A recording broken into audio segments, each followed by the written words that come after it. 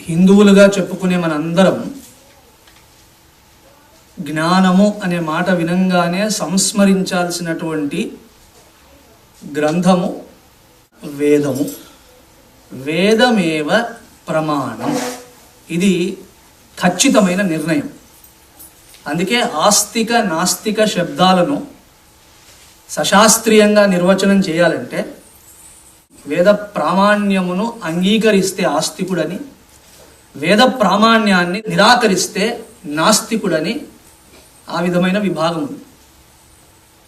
సాధారణమైన దృష్టితో చూస్తే దైవాన్ని ఉన్నాడు అంటే ఆస్తికుడని, దైవము లేడు అంటే నాస్తికుడని అనుకుంటాం. కానీ సశాస్త్రీయమైన విధానం అది కాదు. So the acceptance of the authority of Veda makes one astika. I don't know there is any corresponding word for that astika in English. Believer and theist ఇట్లాంటివి సరిపోయే పదాలు కాదు. కాబట్టి నేను ఆస్తికుడు అనే పదాన్నే ఉంచుతాను. వేదము అనేటువంటిది పరమ జ్ఞానస్వరూపము అనేటువంటిది నిర్వివాదమైనటువంటి దర్శనం. మనం కూడా అప్పుడప్పుడు ప్రసంగాలు చెప్పేవాళ్ళు, వాటిని వినేవాళ్ళం మనం. కాబట్టి వాళ్ళు చెప్పినటువంటి ప్రసంగాలు విని వేదం అంటే జ్ఞానం, విద్ జ్ఞానే అనేటువంటి ధాతువు నుంచి ఉత్పన్నమై నిష్పన్నమైనటువంటి శబ్దము అంటూ మనం కూడా ఏదో ఉపన్యాసం చెప్పేస్తాం. చాలాసార్లు ఏమవుతుందంటే ఈ ఆధ్యాత్మిక ప్రసంగాలన్నీ beating around the ex president of America అన్నట్టే ఉంటాయి. అంటే అది complete example for beating around the bush అని ఏదో అంటాం. వేదం అంటే జ్ఞానం అంటే ఏ విషయ జ్ఞానం? ఎందుకంటే జ్ఞానము అనేటువంటి పదము తనకు తానుగా అసంపూర్ణమైన పదం. If I tell you I have knowledge, next question వస్తుంది of what. Unless it is specified one cannot arrive at a conclusion about the knowledge that you have. కాబట్టి నా జ్ఞానం ఉంది అంటే సరిపోదు. ఏ జ్ఞానం? వేదం అంటే జ్ఞానం అంటే ఏ జ్ఞానం? అక్కడ సమగ్రమైన విచారణ చేయాలి. అందుకే ప్రసంగాలు వినడం వేరు, ఆధ్యాత్మిక భావములను కలిగి ఉండడం వేరు. ప్రసంగాలు వినడం అనేటువంటిది ఊరికే ఒక కాలక్షేపంగా పనికొస్తుంది, అంతవరకే. నేను చెప్పింది మీరు విన్నారనుకోండి, ఈ వినడం ఇంతవరకే ఆగిపోతే, తదనంతర విచారణకు దారి తీయకపోతే ఇది ఒక కాలక్షేపం అంతే. So to kill time we have invented a nice method that we do some spiritual time pass, అంతే. అర్థమవుతుందా? కాబట్టి విచారణ చేయాలి. జ్ఞానం అనగానే ఏ జ్ఞానం? వేదం స్వయంగా చెప్పుకుంటుంది ఏ విధమైన జ్ఞానాన్ని నేను ప్రతిపాదిస్తున్నాను. దాన్ని సులభమైన భాషలో చెప్పాలంటే సాధ్య సాధనయోః జ్ఞానం. వేదం అంటే సాధ్యము గురించి, సాధనము గురించి సమ్యక్ రూపంగా ప్రబోధించేటువంటిది. అలాగే మరొక డెఫినేషన్ కూడా ఉంది. విదంతి చతురాన్ పురుషార్థాన్ తాన్ ప్రాప్తి ఉపాయాంశ్చ అనేన ఇతి వేద. వేదం అంటే పుస్తకం కాదయ్యా. వేదం అంటే అర్థం కాని భాషలో ఎవరో నలుగురు కూర్చొని పఠనం చేయడం కాదు. వేదం అంటే ఏదో ఆలయానికి పరిమితమైనటువంటి ధర్మానుష్ఠాన ప్రధానమైనటువంటి ఒక అంశం కాదు. వేదం అంటే చతుర్విధ పురుషార్థములకు సంబంధించిన సమ్య జ్ఞానమును ప్రసాదించేటువంటిది. ధర్మ అర్థ కామ మోక్షములని వాటికి పేరు. దాన్ని ఇంకా సులభతరం చేసి చెప్పాలంటే, to make it further easy for an is of appreciation, we say the knowledge of means and the end. సాధ్యము సాధనము ఈ రెండింటికి సంబంధించిన జ్ఞానాన్ని ఇచ్చేటువంటిది. అలా మానవ జీవితం ఏంటి, మనం చేసే పనులు ఏమిటి అని గనక విచారణ చేస్తే ఆల్ ది యాక్టివిటీ, అది ఎలాంటిదైనా కావచ్చు, it can be secular or sacred, అది వైదికం కర్మ లౌకికం కర్మ, ఏ కర్మ అయినా సరే మన జీవితాంతం మనం చేసేటువంటి కర్మ సముదాయాన్ని అంతటిని ఓ చోట పడేస్తే it is always in the form of some means some end, and that end becomes means for some other end, that end becomes another means for some other end. ఆ విధంగా సాధ్య సాధనముల యొక్క సమావేశమే మీ నా కర్మ, అంతే. So all our effort, all our industry, all the endeavors of human being are nothing but this only 2 words, that's all, means and end. So వాటన్నింటినీ అందులో categorise చేయవచ్చు. అటువంటి మీన్స్ అండ్ ఎండ్ గురించి సమ్యక్ రూపంగా, అంటే ఏ విధమైనటువంటి ఫర్దర్ డిస్కషన్కి అవకాశం లేకుండా ది లాస్ట్ వర్డ్ ఎవరు చెప్పగలరు అంటే దట్ ఈస్ ది వేద, అది వేదము. అలాంటి వేదాన్ని పెద్దలు 2గా విభాగం చేసి దర్శనం చేస్తారు. 2గా విభాగం చేసినప్పుడు వేద పూర్వం అని ఒకటి, వేద అంతం అని మరొకటి. వేద పూర్వం అంటే అదేదో ముందు, అంతం అంటే వెనక, ఆ మాదిరే తీసుకోవడానికి లేదు. అంటే కర్మకాండ ప్రాధాన్యత కలిగినటువంటి భాగం ఒకటి, జ్ఞానకాండ ప్రాధాన్యము కలిగినటువంటి భాగము మరొకటి. సో వీ డివైడ్ ద వేద into 2, the beginning portion and the end portion.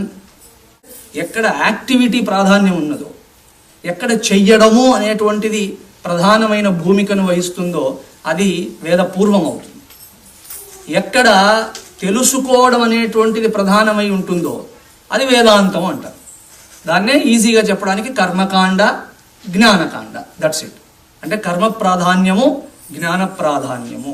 ఈ విధంగా వేదాంతము జ్ఞానము, వేదపూర్వము కర్మ, కర్మ జ్ఞాన సమగ్ర స్వరూపము వేదము అన్నట్టు ఇక్కడ దర్శనం. గమ్మత్ ఏంటంటే, ఎందుకయిందో ఏంటో నాకు తెలియదు కానీ over the ages or in the recent past జ్ఞాన ప్రాధాన్యము కలిగినటువంటి దాన్ని జనం పట్టించుకోవడం మానేశారు. That is the day when the deterioration of Hindu dharma happened. ఏ రోజు జ్ఞానమును విస్మరించడం అనేటువంటిది జరిగిందో ఆ రోజు నుంచి కర్మాచరణ ఎంత చేస్తున్నా కూడా ధర్మము పట్ల అవగాహన సమాజంలో సన్నగిల్లడానికి ముఖ్య భూమిక ఆ రోజు ప్రారంభమైంది. ఎంత చేసినా సన్నగిల్లుతూనే ఉంది.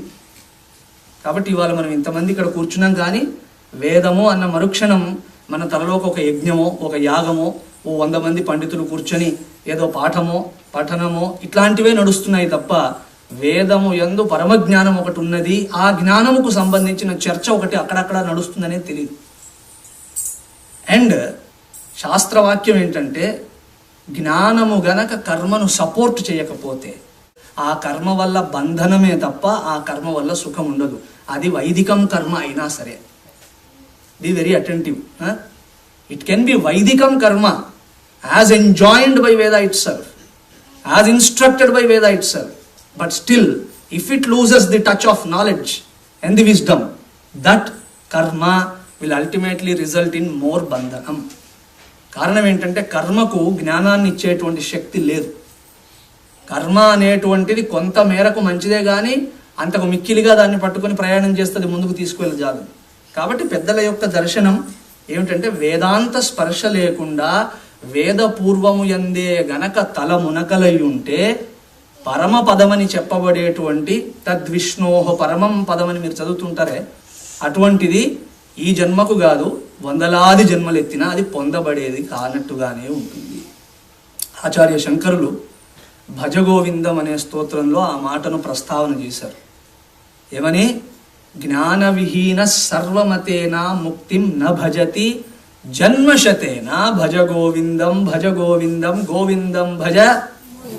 మీ మొహం మీరు చూసుకోండి, నన్ను చూడద్దు. మూఢమతి అన్నప్పుడు నన్ను చూస్తారు చాలా మంది. సో అట్లా చూడకండి.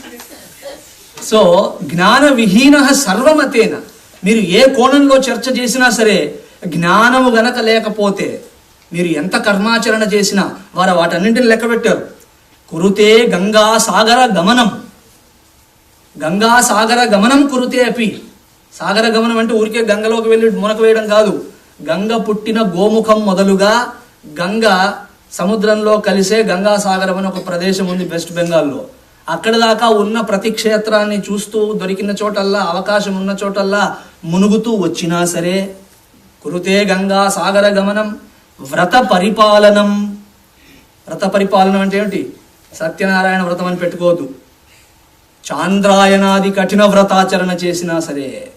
ఎందుకంటే సత్యనారాయణ వ్రతం ఏముందండి, మనం చేసేది ఏముంది? పాపం అర్భకుడు ఎవడో చేస్తుంటాడు, మనం కుర్చీలో కూర్చొని ఉంటాం అంతే. మనం నిజానికి చేస్తుంది ఏమిటి? We don't even participate there. Somehow we have this problem. We don't belong to any place. ఆఫీస్కి వెళ్తే you feel you don't belong there. సత్సంగానికి వస్తే you feel you don't belong here. భజన కీర్తన అని పోనీ అక్కడికైనా వెళ్తే చేస్తారా? You feel as if you are completely alien there. You don't belong even there. So how about this వ్రతం etcetera? No, I don't belong there either. వచ్చిన వాడు ఏదో చదువుతూ ఉంటాడు. మన కాన్సెప్ట్ ఏంటంటే వాడు ఏదో అంతా చేశాక మమ అనుకుంటే సరిపోతుంది, ఏదో దక్షిణిస్తే దట్స్ ఆల్ హోగయా, అతనా లిస్ట్ మే ఔరేక్ రిలీజియస్ యాక్టివిటీస్ దేర్ అనుకుంటారు అంతే. కాబట్టి అంత ఈజీ వ్రతాలు కాదు. శంకరుల వారు చెప్తుంది చాంద్రాయనాది వ్రతములు. చాంద్రాయణ వ్రతం మీరు ఇంకోటితో చేయించలేరు, మీరే చెయ్యాలి. అండ్ అది చాలా ఈజీ. చంద్రుడి యొక్క గతిని అనుసరిస్తూ అన్నాన్ని తింటూ ఉండాలి. సపోజ్ పౌర్ణిమ రోజు ప్రారంభం చేసాం అనుకుందాం. పౌర్ణిమ రోజు 15 ముద్దలు అన్నం తినాలి. ఆ తర్వాత తగ్గుతూ ఉందనుకోండి, చంద్రుడు క్షీణిస్తూ ఉంటే 14, 13, 12, 11, 10, 9 ఆ రకంగా తగ్గిస్తూ వచ్చి అమావాస్యకు అసలు ఏం తినకుండా ఆ తర్వాత పాడ్యమి నుంచి ఒక్కొక్క ముద్ద తింటూ పెంచాలి. మీరు వీలుంటే ప్రయత్నం చేయండి, దుంపదెగుతుంది నేను చెప్తున్నాను. ఎందుకంటే it's not easy to restrain food, it's not easy. ఒకరోజు ఉపవాసం అంటే ఓకే, కానీ ఒక్క ముద్ద అన్నం తిని ఆగాలనుకోండి. అండ్ గమ్మత్ చెప్తాను, ఆ రోజు మన ఇంట్లో కూరలు చాలా టేస్ట్గా ఉంటాయి. అదేమిటి మరి కొన్ని విచిత్రాలు ఇవన్నీ. వై గాడ్ లవ్స్ ఫన్ అనిపిస్తుంది నాకు. మనం ఏ రోజు తినొద్దు అనుకుంటామో ఆ రోజు somehow all the delicacies come. And ఈవిడ ఏ రోజు అలా వండి ఉండదు, కానీ ఆ రోజు ఎందుకు అలా టేస్ట్ అవుతుంది. ఎక్కడి నుంచి వచ్చిందో అలౌకికమైన రసానుభూతి దాంట్లో ఉంటుంది. కాబట్టి అప్పుడు ఒక్క ముద్ద తింటూ ఒక్క ముద్ద నోట్లో పెట్టుకుని ఆగడం అంటే ఏంటండి? అయ్యేది కాదు. అటువంటి కృచ్ఛ్రమైనటువంటి వ్రత పరిపాలనములు చేసిన, అథవా దానం which we don't really like, దానం ఏదైనా ఇవ్వాల్సి వస్తే ప్రాణమే పోయినంత కష్టం ఇవ్వాలా జనానికి. కాబట్టి దానములు చేసినా సరే, దానం అంటే సామాన్య దానాలు కాదు, అంటే ఉన్న దాంట్లో పూర్తిగా ఊడ్చిపెట్టినా సరే, జ్ఞాన విహీన సర్వమతేన, ఏ రకంగా మీరు విమర్శన చేసి చూసినా జ్ఞానం అనే స్పర్శ దానికి లేకపోతే ముక్తిం నభజతి జన్మశతేన, 100 ఏళ్ల పాటు వీటిని చేసిన మోక్షము లభించదు. That's it. ఆచార్యులు ఏది మాట్లాడినా కుఠారాఘాతం అంటారు, సుత్తెపెట్టి దెబ్బ కొట్టినట్లే ఉంటుంది. ఇంకా దాంట్లో sentiments, emotions, what will people think about it, ఇవన్నీ ఉండవు. ఎస్ అంటే ఎస్, నో అంటే నో, అంతే. కాబట్టి వారి మాటలు, వారు ప్రయోగించే పద్ధతి అలా ఉంటుంది. కారణం, శాస్త్రమును ఉన్నట్టు చెప్పాలని నిర్ణయించుకున్న వాడు ఎవడైనా అలాగే చెప్పాల్సి ఉంటుంది.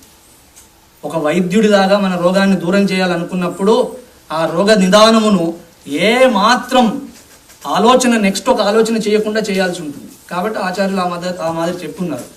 ఎందుకంటే కర్మగా ఎవరిని ఉద్ధరించే శక్తి దానికి లేదు. రమణ మహర్షుల వారు ఉపదేశసారంలో ఆ మాటను చాలా చక్కగా చెప్పారు. కర్మ కిం పరం, కర్మ తజ్జడం, కర్మ ఈజ్ ఇనర్ట్, జడం. అటువంటి జడమైన కర్మను మీరు ఎంత పోగేసుకున్నా సరే అది తదనంతర గతికి 1 ఇంచు కూడా మిమ్మల్ని తీసుకుపోలేదు. ఆ కర్మలో భావము రావాలి. భావము రావాలంటే జ్ఞానము కావాలి. Minus the knowledge there is no possibility of any great feeling. నేను ఇక్కడ ప్రసంగం చెప్పాను, ప్రసంగం విన్న తర్వాత మీరు అయ్యా తమరు చెప్పినవేవో మాకు బాగా అర్థమయ్యాయి అని అన్నారు అనుకోండి, లేదా మీరు చెప్తూ ఉంటే చాలా డౌట్స్ పోయాయి అని అన్నారు అనుకోండి, నేను సంతోషిస్తాను. కానీ ఎవడో చైనా వాడో కొరియా వాడో అదే మాట నాతో అన్నాడు అనుకోండి, వాడు ఇంతకంటే అందంగా ఆ భావాన్ని చెప్పినా సరే నాకు అది అర్థం కాదు. కాబట్టి ఆ భాషల యందు నాకు జ్ఞానం లేకపోవడం చేత భావము జన్మించదు. భావము జన్మించకపోతే ఆ మాటలంతా కోలాహలంగానే ఉంటాయి తప్ప నన్ను ఏ విధంగానూ ఆనంద పెట్టలేవు. Is it not right? So minus the knowledge there is no possibility of any feeling into what you do. So కర్మయందు చిత్తశుద్ధినిచ్చే శక్తి కర్మకు లేదు, కర్మయందు ఉన్న భావమునకు ఉంది. అటువంటి భావాన్ని విస్మరిస్తే కర్మాచరణ కర్మ రోగం అవుతుందే తప్ప కర్మయోగం అవడానికి వీల్లేదు. ఇదే మాటను మళ్ళా వారు ఇంకో చోట వివేక చూడామణిలో ప్రస్తావన చేశారు. భజగోవిందంలో చెప్పారు, మళ్ళా వివేక చూడామణిలోంచి ఎందుకు చెప్తున్నారు స్వామి 2 సార్లు అంటే, భజగోవిందం శంకరుల వారే రచించారనడానికి ప్రమాణం ఎక్కువగా లేదు. కానీ వివేక Chudamani is well accepted book, కాబట్టి అందులోంచి సైతం మనం ఒక వాక్యాన్ని తీసుకోవచ్చు. వివేక చూడామణి 6వ శ్లోకం, పఠంతు శాస్త్రాన్ని, అనేక శాస్త్రాలు చదవవచ్చుగాక, భజంతు దేవతాః, అనేక మంది దేవతలను భజించవచ్చుగాక, కుర్వంతు కర్మాణి, యజ్ఞ యాగాది మహా గొప్ప క్రతువులు, అతిరుద్రం అతిరాత్రం మొదలైనటువంటివన్నీ చేయొచ్చు. ఇప్పుడు అమెరికాలో కూడా ఇది ఒకటి కొత్తగా స్టార్ట్ అయింది, మహారుద్రం అతిరుద్రం. మొన్నటిదాకా ఇండియాలోనే లేదు, ఇప్పుడు అదొకటి, దట్ ఈజ్ ఇన్ వోగ్. కానీ అటువంటి కర్మాచరణ ఎంత ఘనంగా చేసినా, యజంతు దేవాన్, అనేక యజ్ఞయాగాదులతో దేవతల సంప్రీతులను గావించిన ఆచార్యులు అంటున్నారు, ఆత్మైక్య బోధేన వినా విముక్తి. ఆత్మైక్య బోధ, ఈ ఆత్మయే పరమేశ్వరుడు అనేటువంటి బోధ గనక కలగకపోతే, అభేద దర్శనము గనక సిద్ధించకపోతే, అటువంటిది ఎంత చేసినా నసిద్ధ్యతి బ్రహ్మశతాంతరేతి. Forget about human 100 years. It is 100 Brahmas may come and go. బ్రహ్మ శతాంతరేపి, బ్రహ్మలు 100 మంది వచ్చిపోవచ్చు గాక. బ్రహ్మ ఆయుర్దాయం సామాన్యమైంది కాదండి, మీలాగా నాలాగా అల్పమైన ఆయుష్ కాదైంది. బ్రహ్మగారి ఆయుష్ లెక్కేయాలంటే మన బుర్ర కాసేపు ఆగిపోతుంది. But in Puranas it has been dealt with. What is the age of Brahmaji? 1 Brahma, 1 చతుర్ముఖ బ్రహ్మ. అది నేను బ్రహ్మస్తుతి అని ఒక లెక్చర్ సిరీస్లో చెప్పా. బ్రహ్మ ఆయువు ఎంత, మానవుడి ఆయువు మొదలుగా చతుర్ముఖ బ్రహ్మ ఆయువు ఎంత. సో అటువంటి బ్రహ్మదేవుళ్ళు 100 మంది వచ్చిపోయినా వీడికి మోక్షం వచ్చేది లేదు అని ఆచార్యుల మాట. అంటే తాత్పర్యంగా చెప్పదలుచుకున్నటువంటి విషయం, ఏకవాక్యతగా నిర్ణయం చేయాలంటే మానవుడు జ్ఞాన సంస్పర్శ లేకుండా కర్మకాండలో ఎంత తలదూర్చినా, అది ఎంత వైదికమైన కర్మ అయినా సరే, దానివల్ల నిజమైన ఉన్నతిని సాధించలేడు. That's it. ఇది వేదము యొక్క సమగ్ర స్వరూపం. సో కర్మను ప్రతిపాదించినా కర్మను కర్మ కొరకు ప్రతిపాదించలేదు, కర్మను జ్ఞానానికి వేరుగా ప్రతిపాదించలేదు, కర్మను జ్ఞానం కొరకు జ్ఞాన సహాయంతోనే చేయవలసినట్లుగా శాస్త్రంలో అలాంటి మాట ఉన్నది. కాబట్టి మనం దీన్ని గనక తలలో పెట్టుకుంటే ఏదో నారాయణ సూక్తమా ఇప్పుడు చెప్పుకోవాల్సింది అదేంటో అర్థం అవుతుంది. లేకపోతే ఇది కూడా లాస్ట్కి 4 అక్షతలు పట్టుకొని నారాయణ సూక్తం చదివి చలో దేవుణ్ణి ఆశీర్వదించేశాం అని ఆశీర్వదించి వెళ్ళిపోవడం అంతే. చర్చ అక్కర్లేదు. If you want me to speak about it and I have to go in such a way now. ఎందుకంటే వేదము యొక్క తాత్పర్యమును ఆవిష్కరించగలిగి ఉండాలి దాంట్లో. అటువంటి దానికై ఈ భావన అవసరం. సో మానవుడి సాధ్య సాధనములను పరిశీలన చేస్తే, what are the means and what are the ends of my life? So because according to age, according to time, according to disposition of the mind, these means and end constantly change. ఒకప్పుడు ఏది సాధన సాధ్యమై ఉన్నదో మరొకసారి అది ఉండకపోవచ్చు. ఇది keep on changing, మాటి మాటికి మారుతూనే ఉంటుంది. కానీ అందులో మారని అంశం మాత్రం ఒకటే. ఏ రకమైన సాధ్యమైనా, ఏ రకమైన సాధనమైనా, whatever may be the means, whatever may be the end, the spirit remains the same. What it is? ఇష్ట ప్రాపణం, అనిష్ట నివారణం. ఏదోసారి చెప్పండి. నేను అప్పుడప్పుడు ఎందుకు అడుగుతా అంటే, నా ప్రసంగం వింటూ నిద్రలోకి పోవడానికి కావలసినంత ఛాన్స్ ఉంటుంది. అందుకొరకు ఐఎమ్ అఫ్రైడ్, నాకు భయం వేస్తుంది. ఎందుకంటే ఈ ప్రసంగాలతో గొడవ అదే. ఇవి వేరేదేదో పురాణం అనుకోండి, తమాషాగా ఉంటుంది, ఆయన ఇలా చేశాడు, ఈయన అలా చేశాడు అంటే ఆహా ఓహో అనిపిస్తుంటుంది. ఇదేంటంటే it involves thinking. So there is every possibility we will fall asleep. To avoid that I will be asking. So ఇష్ట ప్రాపణం, నాకు కావలసినది పొందాలి. రెండవది అనిష్ట నివారణం, నాకు ఏదైతే అనిష్టమై ఉన్నదో దాన్ని దూరం చేసుకోవాలి. అలా పొందడము, దూరం చేసుకోవడము అనేటువంటిది మాత్రం అన్ని కోరికలలో ఉన్నటువంటి ఏకైక విషయం. అలాంటి ఇష్ట ప్రాపణ, అనిష్ట నివారణము అనేటువంటి సాధ్య సాధనను సాధించడంలో మన యొక్క శక్తి సామర్థ్యాలు అన్నిసార్లు సరిపోవు. కాబట్టి వేదము ఆ సాధన సాధ్యముల విషయంలో కొంత జ్ఞానాన్ని ప్రసరింపజేస్తుంది. సాధారణంగా ప్రపంచ సంబంధమైన ఇష్టానిష్టములను కలిగి ఉన్నటువంటి వాడికి ఉన్నట్టుండి నీకు బ్రహ్మము కావలసి ఉన్నది, నీవు బ్రహ్మానివి అని చెప్తే అర్థం పర్థం ఉండని మాటలా ఉంటాయి. అలాంటివి గనక మాట్లాడితే మూగా చెవిటి ముచ్చట్లు అంటారు. ఆ రకమైన పరిస్థితే. అయ్యా నాకు ప్రపంచంలో ఏదో సుఖం కావాలి, ప్రపంచంలో ఏదో దుఃఖం పోగొట్టుకోవాలి అని తీవ్రంగా వెదుకులాటేటువంటి వాడికి you are not this, you are not that, నేతి నేతి అంటూ మాట్లాడితే దాంట్లో ఏం అపీల్ ఉంటుంది? ఉండదు. కాబట్టి వేదం ఏం చేస్తోంది? వేద పూర్వంలో దాని కొరకై అనేక దేవతలను ఇన్వోక్ చేసేటువంటి పద్ధతులను మనకు అందిస్తుంది. సో వేద పూర్వము యందు, జాగ్రత్తగా వినండి, in the preliminary portion of Veda, wherein the activity is important or predominant, కర్మ ప్రాధాన్యము కలిగినటువంటి భాగంలో అనేక దేవతలను మనం భావన చేసేందుకై కొన్ని పద్ధతులను వేదం ప్రతిపాదన చేస్తుంది. ఆ పద్ధతుల్లో many are the prayers, most of them are prayers. Prayers are prescribed in the Veda to propitiate, to invoke many deities.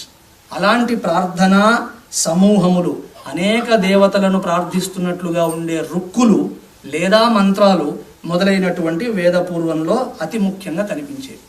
అటువంటి మంత్రముల సహాయం చేత, ప్రార్థనల సహాయము చేత మనం గనక ఆయా దేవతలను భావన చేయగలిగితే వారి అనుగ్రహము చేత అనుకున్న దాన్ని, భావించినటువంటి దాన్ని పొందేందుకు కానీ పోగొట్టుకునేందుకు కానీ, ఇష్టమైతే పొందుదాం, అనిష్టమైతే పోగొట్టుకుందాం.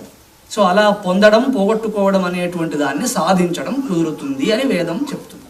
సో ఇష్ట ప్రాపణ, అనిష్ట నివారణ రూపమైనటువంటి సాధ్య సాధనముల కొరకై దేవతలను ప్రార్థించడం, ఆ ప్రార్థనకు దోహదపడేటువంటి పరిస్థితిని కల్పించడం అనేటువంటిది వేదపూర్వంలోని ముఖ్యమైనటువంటి భాగము, ముఖ్య విషయం. సపోజ్ రేపు ఎవరైనా మిమ్మల్ని వాట్ ఈజ్ ది వేదపూర్వ అని 1 నిమిషంలో చెప్పండి అంటే, Vedapurva is that which has so many mantras which help us invoke and propitiate many gods or many deities in order to get this means and end. అంతే. ఇది ఒక మాటలో దాని గురించినటువంటి వర్ణన. అలాంటి రుక్కులు, అలాంటి మంత్రాలు ఒక చోట సమావేశపరిస్తే ఆ సముదాయానికి జనరల్గా ఇచ్చే పేరు సూక్తము. సూక్తం అనగానేమి?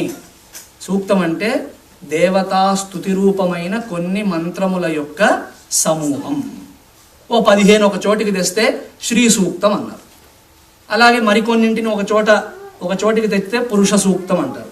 మరికొన్నింటిని మరొక పేరుతో పిలుస్తారు. అలా గొప్పవైనటువంటి మంత్రముల యొక్క సమూహము సూక్తము. సూక్తి అని కూడా వాడతారు. సూక్తి అన్న, సూక్తము అన్న ఒకటే. దాని మాటకు అర్థం ఏంటండి? వాట్ ఈజ్ సూక్త? సు ఉక్తం, సూక్తం. సు ఉక్తం, ఉక్తం చెప్పబడినది. సు అని యాడ్ చేయడం చేత, ప్రిఫిక్స్ ఉండడం చేత బాగా చెప్పబడినది. ఇంగ్లీష్లో చెప్పాలంటే a well said statement about anything is called sukta. Well said అంటే ఏంటి అర్థం? అయ్యా బాగా చెప్పబడినది అన్నారు. బాగా చెప్పబడింది అంటే ఏంటి? ఒక విషయం గురించి బాగా చెప్పడం అంటే ఏంటంటే దాన్ని జాగ్రత్తగా నిర్వచించేటువంటిది. This is the technical presentation. Oh something well said about శ్రీదేవత, so it is called Shri sukta. కాదు, అట్లా చెప్పొద్దు. These mantras describe, vividly describe. Rather, in these mantras, the Shri Devata Swarupa has been delineated properly, gloriously. That is called Sukta. So, ఆ రకంగా well said అన్నప్పుడు well said, షాబాష్, బహుత్ అచ్చా బోలే భయ్, అట్లా కాదు. Well said means well described అనేటువంటి అర్థాన్ని తీసుకోవాలి. అలా మంత్ర సముదాయంలో దేవత యొక్క స్వరూపం ఏంటి, ఆ దేవతను భావించే పద్ధతి ఏంటి, ఆ దేవతను ఉపాసించే విధానం ఏమిటి, వీటన్నింటి గురించినటువంటి ఒక గొప్పదైన సమగ్రమైన ప్రస్తుతీకరణము సూక్తము అనేటువంటి పేరుతో మనకు లభిస్తుంది. అలా వేదపూర్వంలో బోలెడు సూక్తాలు ఉన్నాయి, నాట్ 1, 2. చాలా మందికి ఒక 5 తెలుసు. ఆ 5 తెలిస్తే వేదం అంతా తెలుసు అనుకుంటారు. 5 తెలిసినంత మాత్రాన అన్నీ తెలుసు అనకూడదు. You have at least some thousands of suktams like that. 100,000గా ఉంటాయి ఆ సూక్తాలు. అందులో ఏవో కొన్నింటిని మనం నిలుపుకున్నాం, కొన్ని అసలు మనకు తెలియదు కూడా. అట్లాంటివి ఉన్నాయని చాలా మందికి తెలియదు. సో మంత్ర సముదాయములో ఎక్కడ దేవతా వర్ణనము చాలా గొప్పగా జరుగుతుందో అది సూక్తము. ఇటువంటి సూక్తాలు జనరల్గా నిత్య పారాయణ యోగ్యమై ఉంటాయి. ప్రతిరోజు వాటిని అనుకూలమైన పద్ధతిలో శాస్త్రము చెప్పిన విధానంలో గనక పారాయణ చేస్తే గొప్పదైనటువంటి ఫలితమును పొందే ఆస్కారం ఉన్నది. ఇది మనం గ్రహించాలి. So all suktas without exception, they have one thing in common. And what is that? They are to be chanted every day. They can be chanted every day. నిత్య పారాయణ యోగ్యమై ఉంటాయి, నిత్య పఠన యోగ్యమై ఉంటాయి, నైమిత్తిక పఠన యోగ్యమై కొన్నిసార్లు ఉంటాయి. ఇప్పుడు ప్రతిరోజు చదవాలంటే కుదరదు. శ్రీరుద్రం ఉంది, రోజు చదువుతూ కూర్చోవాలంటే ఎక్కడవుతుంది? అయితే మంచిది, అలా చేసేవాళ్ళు ఎవరైనా ఉంటే పుణ్యాత్ములు అంతే. సో ఒకవేళ అలా కుదరని పక్షంలో నెలకోసారి ఒక మాస శివరాత్రి అనేదో తిథి వస్తుంది, అప్పుడు చదవచ్చు. అయ్యా నెలకు ఒకసారా, టూ మచ్ డిమాండ్. సరే సంవత్సరానికి ఒకసారి కొని అట్లీస్ట్ శివరాత్రి అనేది వస్తుంది, ఆ రాత్రి అంతా ఎలాగో పడుకోకూడదు అనేటువంటి మాట ఒకటి ఉంది కాబట్టి ఆ రోజైనా చదవడానికి నైమిత్తిక దృష్ట్యా కూడా చదవడానికి వీలుంటుంది. రుద్రం ఈజ్ ఆల్సో కాల్డ్ సూక్తం, రుద్ర సూక్తం అని పేరు దానికి. శ్రీ రుద్రము అని ఒక పేరు, రుద్ర ప్రశ్న అని, నమక ప్రశ్న అని బోలెడు పేర్లు ఉన్నాయి. One of the names is Rudra సూక్తం. అందుకే ధ్యాన శ్లోకాల్లో శ్రీ రుద్ర సూక్త ప్రకటిత విభవాన ప్రయచ్చంతు సౌఖ్యం అంటారు. అంటే రుద్ర సూక్తము చేత ప్రకటింపబడిన వైభవము కలిగినటువంటి ఓ రుద్రులారా, మా యందు మీరు సౌఖ్యమును అనుగ్రహించదరుగాక, మమ్మల్ని ఆశీర్వదించదరుగాక. తద్ ఆశీర్వాద ప్రాప్తిని ఉద్దేశించి మేము రుద్రాన్ని పఠనం చేస్తూ ఉన్నాం అని ఏదో ధ్యాన శ్లోకం ఒకటి ఉంది. సో నిత్య నైమిత్తిక ఉపాయముల చేత నిత్య నైమిత్తిక తిథుల యందు పారాయణ యోగ్యత కలిగి ఉంటాయి. అయితే ఎప్పుడైతే వేదపూర్వంలో ఉన్న ఇలాంటి సూక్తములను బాగా దర్శనం చేస్తామో వెంటనే ఒక ప్రశ్న వస్తుంది. అయ్యా, వేదపూర్వంలోని సూక్తాలు ఇంతమంది దేవతలను అడ్రస్ చేస్తూ ఉన్నాయి, and you have prayers for every deity. ఇప్పుడు పరమేశ్వరుని శివుడిని తీసుకున్నారనుకోండి, శివుడి కొరకే కొన్ని 4-5 ప్రార్థనలు ఉంటాయి. శివుడి నుంచి ఆరోగ్యం పొందాలంటే ఒక ప్రార్థన, సంపద పొందాలంటే మరొక ప్రార్థన. నారాయణుడు, you have plenty of them. Lakshmi, many number of them. Saraswati, many. Durga, many.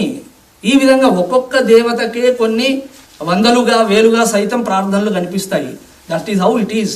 కాబట్టి ఇలాంటి వాటిని చూశాక ఖచ్చితంగా మన తలలోకి ఒక సంశయం రావాల్సిందే. ఏంటంటే వేదము ఇంతకీ ఎంతమంది దేవుళ్ళను ఒప్పుకుంటోంది? In how many gods do these Hindus believe in? ఈ వైదికులని చెప్పబడేటువంటి హిందువులు ఎవరైతే ఉన్నారో వీళ్ళు ఇంతకీ ఎంతమంది దేవుళ్ళని విశ్వసిస్తారు? పాశ్చాత్యులు ఎప్పుడైతే ఇలాంటి వాటిని ట్రాన్స్లేట్ చేశారో అందులో అగ్రగణ్యుడు ఎవరు? మ్యాక్స్ ముల్లర్ అని చెప్పిన వాళ్ళకి 10 మార్కులు. మ్యాక్స్ ముల్లర్ చాలా మహోపకారం చేశాడా? చెయ్యలేదు. ఊరికే ట్రాన్స్లేట్ చేశాడు, అంతవరకు ఏదో క్రెడిట్ ఇచ్చేద్దాం.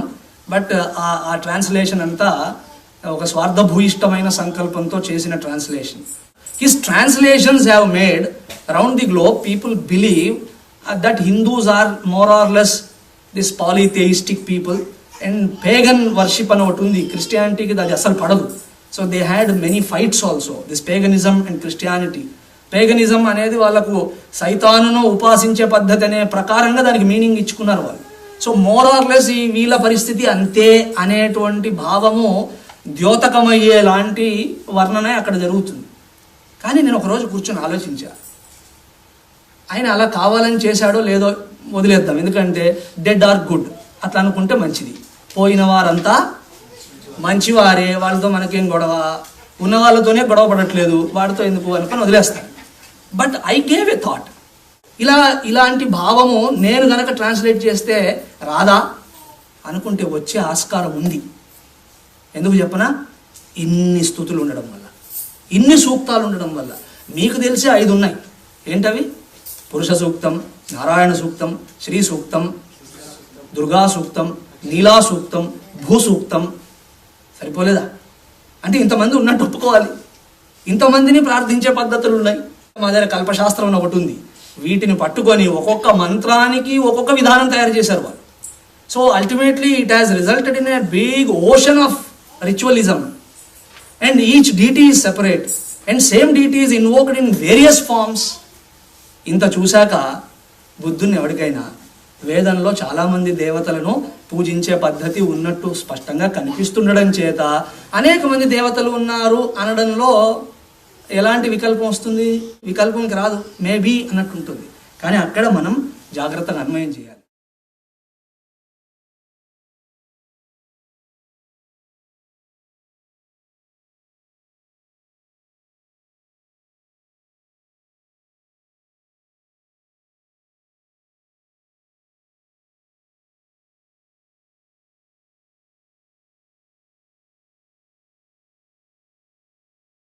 వేదంలో చాలామంది దేవతలను పూజించే పద్ధతి ఉన్నట్టు స్పష్టంగా కనిపిస్తుండడం చేత అనేక మంది దేవతలు ఉన్నారు అనడంలో వికల్పంకి రాదు. కానీ అక్కడ మనం జాగ్రత్తగా అన్వయం చేయాలి. అందుకే నా ఉపన్యాసాన్ని ప్రారంభించేప్పుడు ఎప్పుడైతే జ్ఞాన స్పర్శను మనం కోల్పోయామో ధర్మము బలహీనమైంది ఆ రోజు నుంచి అని చెప్పాను. ఎప్పుడైతే బ్యాక్గ్రౌండ్ ఆఫ్ వేదాంత అది లేకుండా మీరు వేదపూర్వము తత్సంబంధమైన ప్రార్థనలు, రుక్కులు, మంత్రములు, సూక్తములు వీటిని చూశారో you will end up in that multitude of gods. అనేక మంది దేవతలు ఉన్నారన్నట్టే భావన కలుగుతుంది. అందుకే ప్రతి మాటను వేదాంతము దృష్ట్యా చూడాలి. అండ్ చాలా మంది డివైడ్ చేసి పడేశారు. వాళ్ళు వేదాంతులండి, వాళ్ళది వేరే, మనమంతా భక్తులం, మనది వేరే. వేదాంతుల మార్గం ఏంటది? పిల్ల మార్గం. మనది కాదు. మా మార్గం కోతి పిల్ల కదా, నేను కోతియా, మీరంతా పిల్లి. So whatever. మార్జార కిషోరము, మర్కట కిషోరము, అరే కాసే లారే భయ్. In which shastra you find this?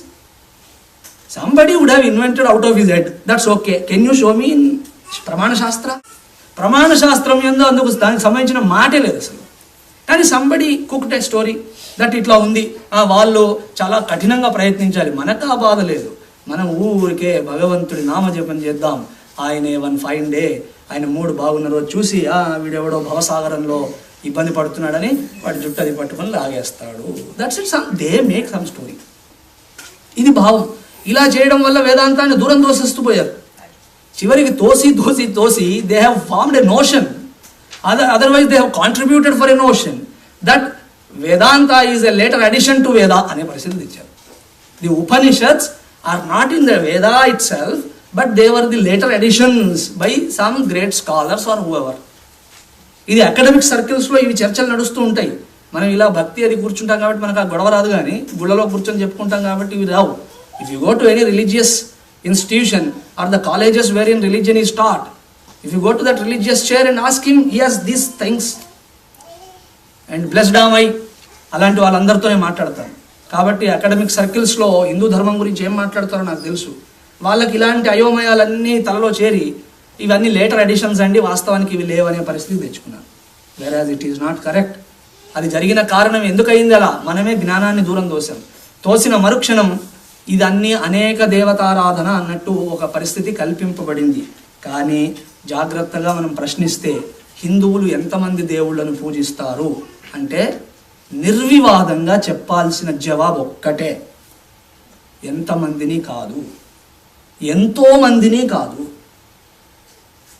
ఒకే ఈశ్వరుణ్ణి. అర్థమైందండి? ఈశ్వర శబ్దం ఇప్పుడు నేను అడ్డం పెట్టుకున్నా కాబట్టి ఈశ్వరుడు అంటే శివుడు అని అన్వయం చేయకండి. ఈశ శబ్దము వేదములోని శబ్దం. ఈశావాస్యమిదగ్గం సర్వం యత్కించ జగత్యాం జగత్. సో అది ఈశ్వరుడు అంటే సకలమునకు ప్రభు అయినటువంటి వాడు. యతో వా ఇమాని భూతాని జాయంతే ఏన జాతాని జీవంతి యత్ ప్రయంత్యభిసంవిశంతి ఇది తద్విజిజ్ఞాసస్వ అని తైత్రీయంలో చెప్పినటువంటి దాన్ని ఈశ్వరుడు అంటారు. అంటే సకలమునకు అధిష్టానమైన వాడు, the one who is the substratum for everything. అది ఈశ్వర శబ్దము చేత సూచింపబడే తత్వం. So we worship only one Ishvara. Rather రెండు రకాలుగా చెప్తాను. In Veda purva we worship one god, in Vedanta we understand only god. ఈ వన్ గాడ్, ఓన్లీ గాడ్, ఈ విషయం మీకు తెలియాలి. సో హిందువుల యొక్క నిజమైన దర్శనం వన్ గాడ్ కాదు, ఓన్లీ గాడ్. జగత్తు ఏంటి? Only god. రాయి, రప్ప, మట్టి, చెట్టు అన్ని భగవంతుడే. So what is here? Only god. ఈ దర్శనం చాలా మందికి కుదిరేది కాదు. అన్య సిద్ధాంతాలలో, అన్య ఫిలాసఫీస్లో ఇది రాదు. Maximum is one God. And ఆయన ఎక్కడ ఉంటాడు? The all pervasive God stays in some heaven. That's it. So మళ్ళీ నేను రెండు ప్రశ్నలు వేస్తే చాలా గొడవలు వస్తాయి. So who created this? God created this. Before this creation where was he? He is in heaven. Who created the heaven? God creates the heaven. Then where was he before the creation? In the hell or what? No, you cannot say. And who created hell? Maybe God created the hell. Your benign Lord can create hell. My God is unreliable. The all-loving and all benevolence is your God, and he creates a hell for you. కదా మన బావమరిది సరిపోడా? దానికి దేవుడు ఎందుకంటే? So you require one benign lord to create a hell. So అప్పుడు మీరు ఏం చేయాలి? Then you need to bring in some other entity who is as good as God, as powerful as God, as good అంటే not G O D good అని, as powerful as him. ఈయన ఒకటి చేస్తే ఆయన ఇంకోటి చేస్తాడు. ఈయన ఇటువైపు లాగడానికి ప్రయత్నిస్తుంటాడు మందిని, ఆయన అటువైపు లాక్కుంటుంటాడు. ఇద్దరు టగ్ ఆఫ్ వార్ అది నడుస్తూ ఉంటుంది. మా దర్శనం అది కాదు. మా దర్శనం God is everything, only God. నమో యామ్యాయ చ క్షేమ్యాయ చ. పొద్దున్నే వీరు ఇంట్లో ఏకాదశి రుద్రం చేశారు, దాంట్లో వస్తుంది నమో యామ్యాయ చ క్షేమ్యాయ చ.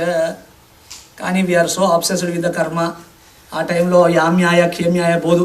నీళ్లు పోస్తున్నామా లేదా, దీని మీద పడుతుంది నీళ్ళు, వాట్ ఎవర్ యూ పోర్. ఈ కర్మలో ఉంటే అంత విచారణ చేయలేము.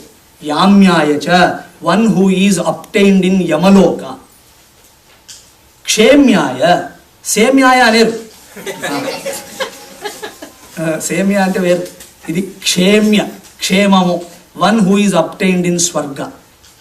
స్వర్గము యందు నరకము యందు సైతం పరమేశ్వరుడే ఉండేది, ఇంకోటి లేదు.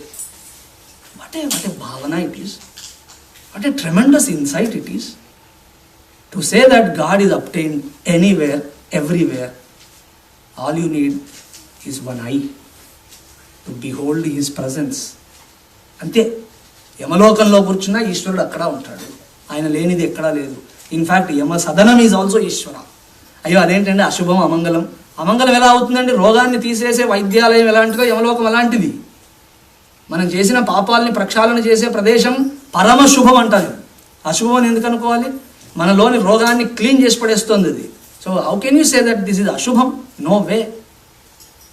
A place wherein you are cleansed of your papam, we should be really thankful to go there. నా యందు ఏదైనా కుసంస్కార ప్రేరితమైనటువంటి పాపభూయిష్టమైన పరిస్థితి ఉంటే యమలోకానికి పోతే కానీ అది శుద్ధి కాదు, స్వర్గానికి పోతే అది అలాగే ఉండిపోతుంది. సో అటువంటి అద్భుతమైన క్షేత్రం అది కూడా, దాన్ని కూడా గౌరవించాల్సిందే. అక్కడ కూడా ఈశ్వరుడే ఉన్నది. ఈశ్వరుడు లేనిది ఎక్కడ ఒక ఇంచుక ప్రదేశం లేదు. అది మన దర్శనం. వేద పూర్వంలో ఏదో ఉపాసన, ఏదో ప్రార్థన అన్నాం కాబట్టి you have one God with different names and forms.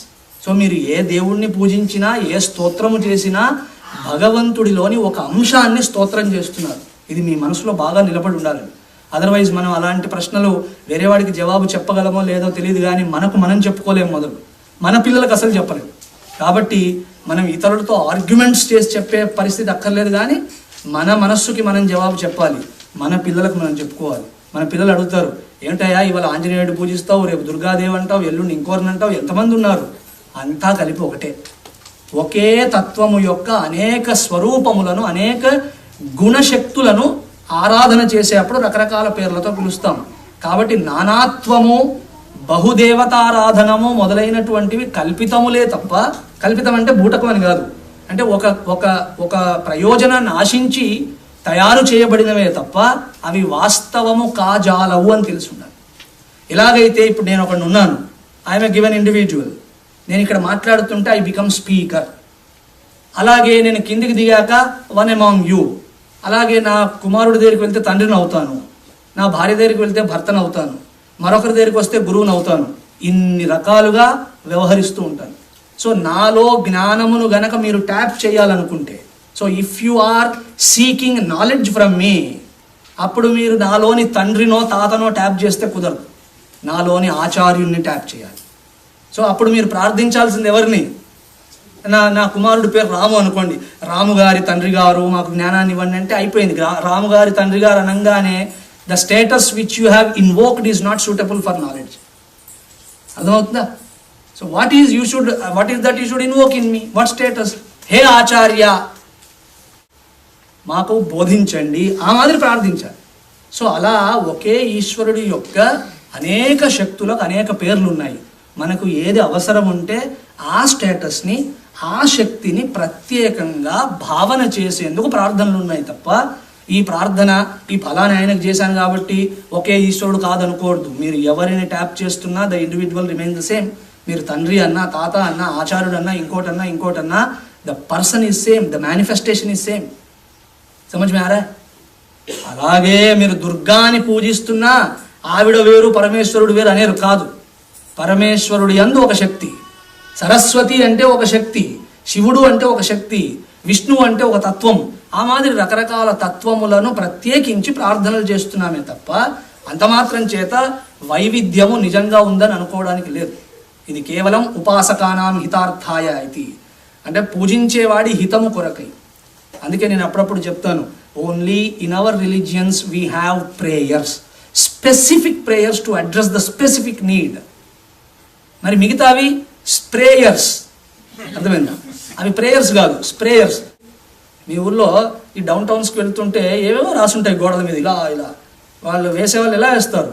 చిన్న బ్రష్ తీసుకుని వేస్తారా? కాదు, ఒక బ్లోవర్ ఏదో ఉంటుంది, దాంట్లో పెయింట్ పోసాడా, దాన్ని పట్టుకొని అలా అలా అంటుంటే ఎంత పెద్దగా స్ప్రే చేస్తుంది.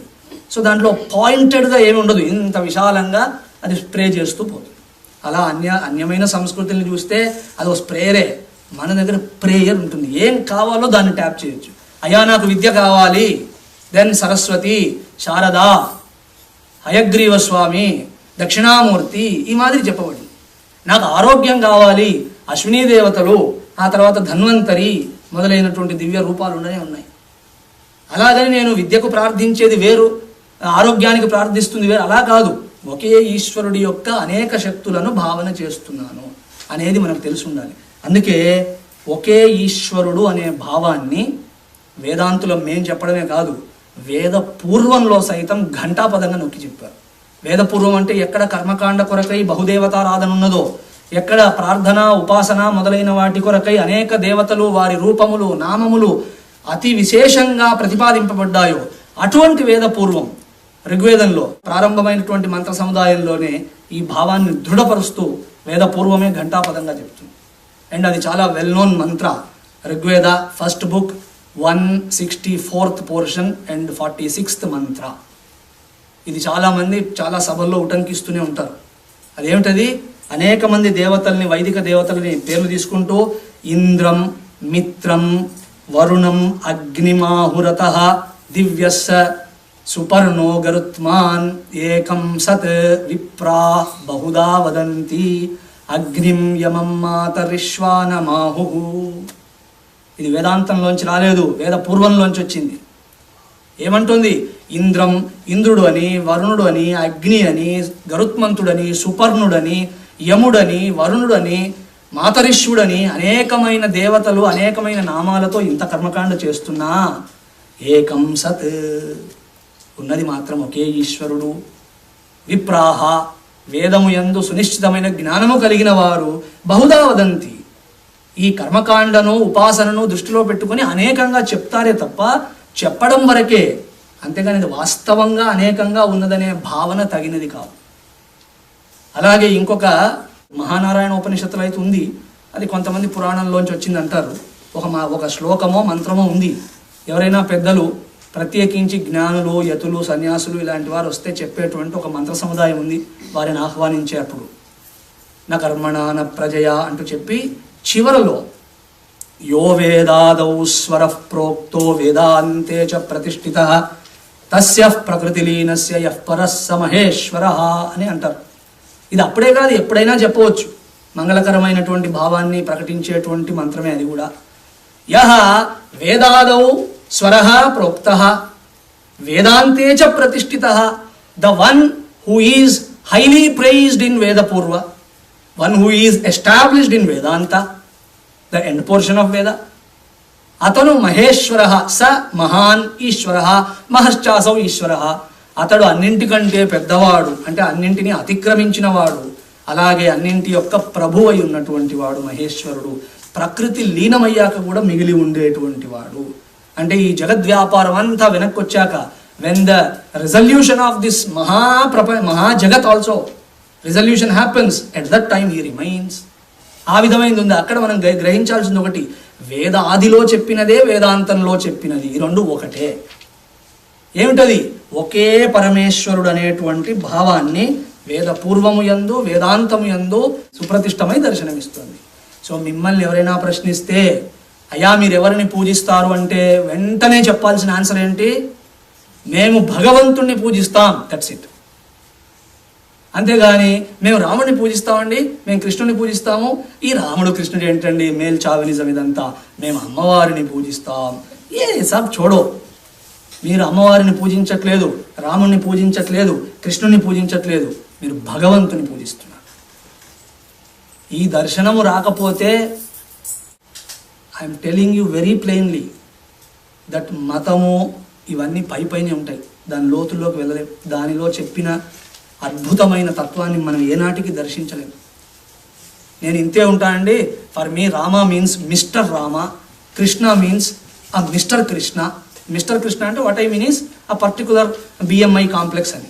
ఒక దేహము, ఒక మనసు, ఒక వ్యవహారం, ఒక త్రేతాయుగం, ఒక కలియుగం, ఒక ద్వాపర యుగం, దేశకాల పరిమితిలో బాగా బిగించినటువంటి వాడు అని గనక మీరు తలలో పెట్టుకుంటే, then I tell you are very far from religion. అంటే మతం అనేది కనిపిస్తోంది మీకు అంతే. ఎలాగైతే దూరంగా ఓ కొండ, లేకపోతే ఎక్కడో చందమామ, ఎక్కడో ఒక సూర్యుడు, ఎక్కడో నక్షత్ర సముదాయం కనిపించినట్టు మతం మీకు కనిపిస్తుంది అంతే. అంత దూరంలో ఉన్నారు మీరు. అర్థమైందా? సో మీరు పూజిస్తున్నది భగవంతుడినే తప్ప వేరొకరిని కాదు. అనేక రూపాలు, అనేక నామాలు, అనేక విధానములు, అనేక పద్ధతులు ఉండవచ్చు గాక. నేను అందుకే ఒక ప్రశ్న అడుగుతూ ఉంటా. ఆకలి వేసిన వాడి కడుపు నిండింది. సౌత్ ఇండియన్ అయితే దేంతో నిండింది?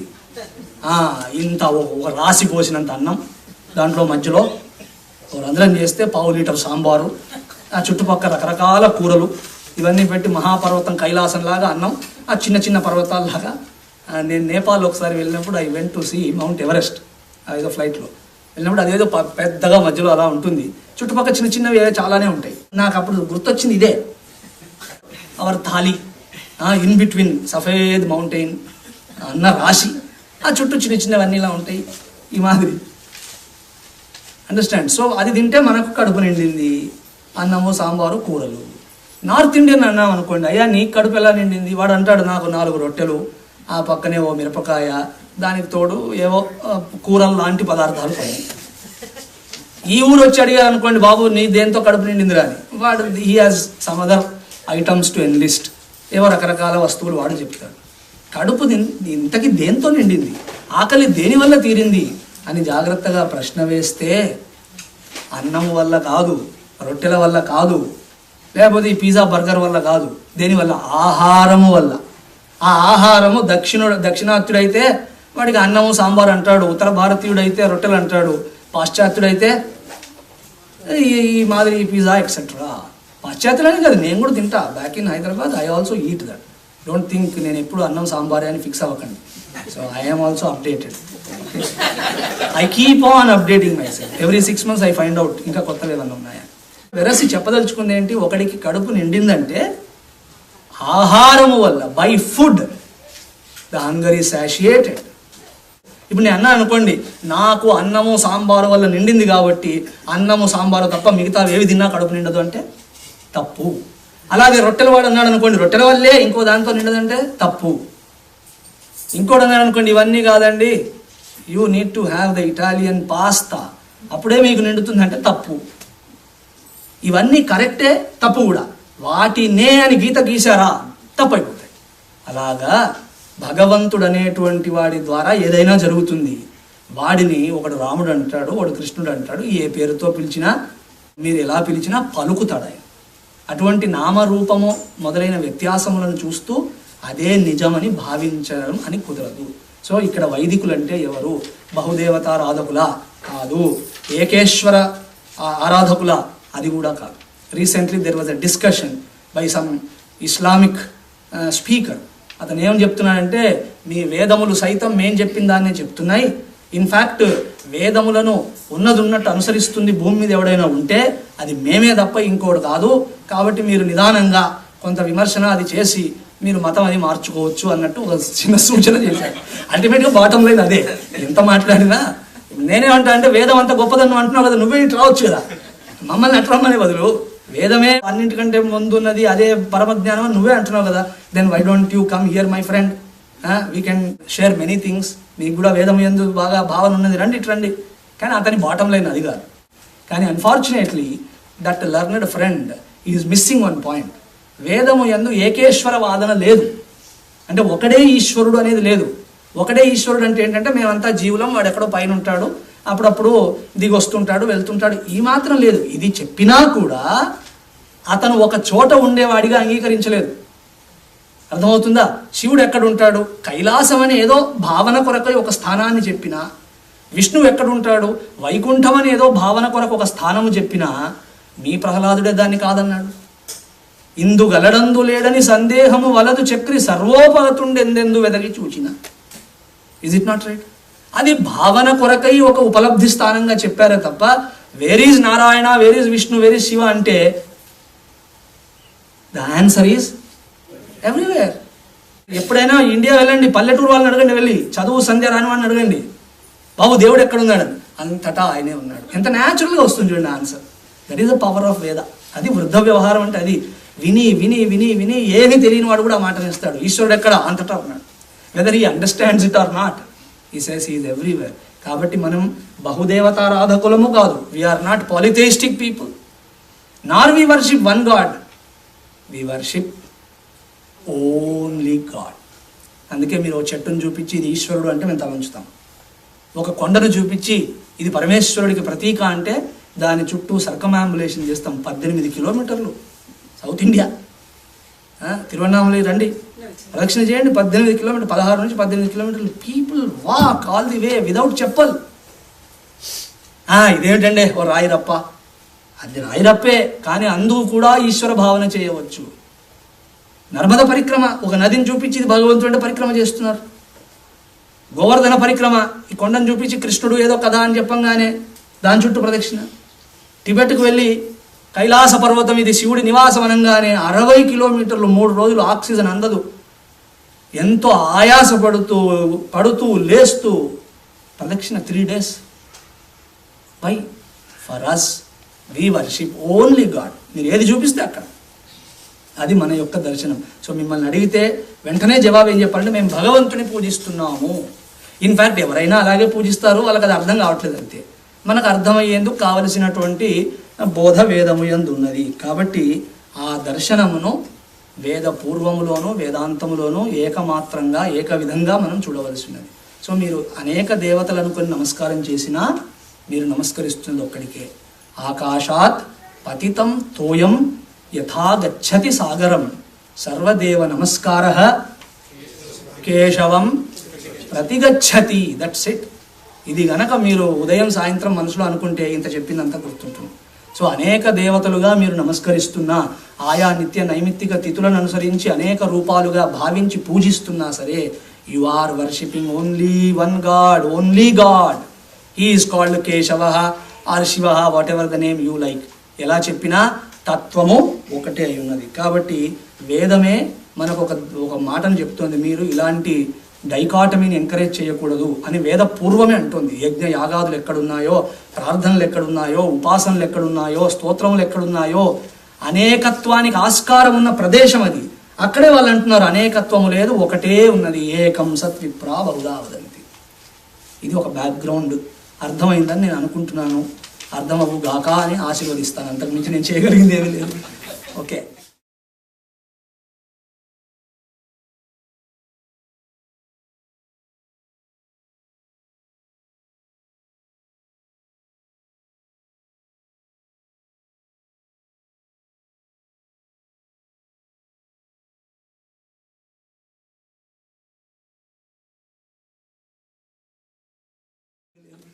ఓకే. సో ఇలాంటి సూక్తులు, ఇలాంటి సూక్తములన్నింటినీ గనక మీరు పరిశీలిస్తే వైదిక ప్రార్థనలు అవ్వవచ్చు, స్మృతి ప్రధానమైన ప్రార్థనలు అవ్వవచ్చు, వెరసి ప్రార్థనా సముదాయం అంతటిని 2గా విభాగం చేయవచ్చు. So the prayers can be divided into 2. The first categorisation, first class of prayers ఏంటంటే అక్కడ మీరు పెద్దగా భావించేది ఏముండదు, చదువుతారు, అయ్యా నాకు ఈ కోరిక ఉంది అనుగ్రహించడని ప్రార్థించారు అంతే. అంటే the prayer is dedicated only for the Dzire fulfilment.